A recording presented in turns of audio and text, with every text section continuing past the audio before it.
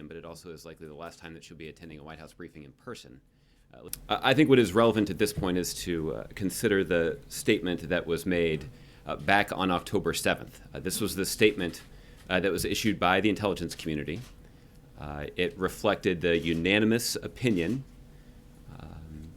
and conclusion of all 17 intelligence agencies. And they reported publicly that Russia was engaged in malicious cyber activity to erode public confidence in our democracy. They included another sentence that I believe is worth repeating, so let me just read it here. That statement included in part, "We believe, based on the scope and sensitivity of these efforts, that only Russia's senior-most officials could have authorized these activities." That is a statement from the intelligence community that was made public on October 7th. At the risk of editorializing, when I read that statement for the first time in early October, I didn't think it was particularly subtle.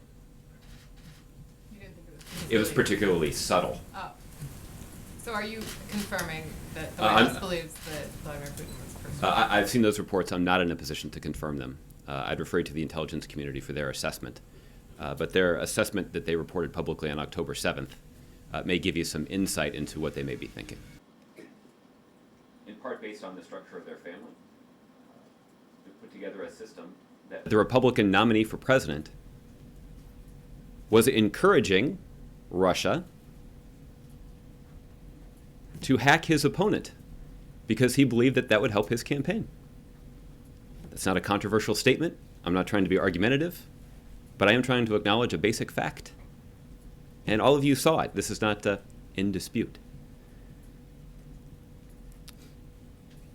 Now, I recognize that the defense from the Trump campaign is that he was joking.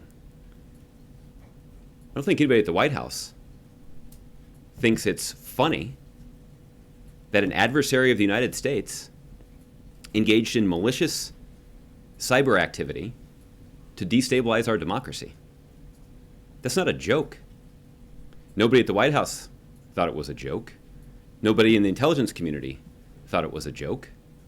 I'm not aware that any members of Congress in either party that was briefed on this matter multiple times dating back to the summer thought it was a joke. Being mounted by the president-elect's team.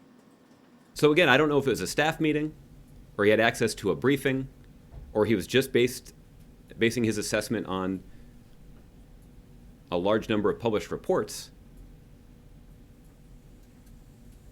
But Mr. Trump obviously knew that Russia was engaged in malicious cyber activity that was helping him and hurting Secretary Clinton's campaign.